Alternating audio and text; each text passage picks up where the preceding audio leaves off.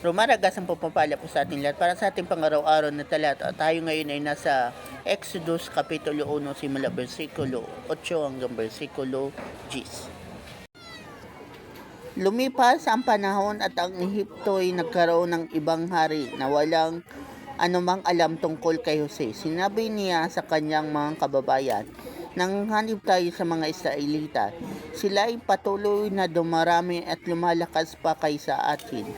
Kailangang gumawa tayo ng paraan para mapigil ang kanilang pagdami.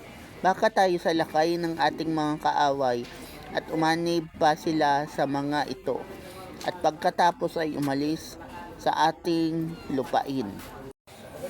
So sa passage na to, yung paraon o yung hari noon doon sa Egypt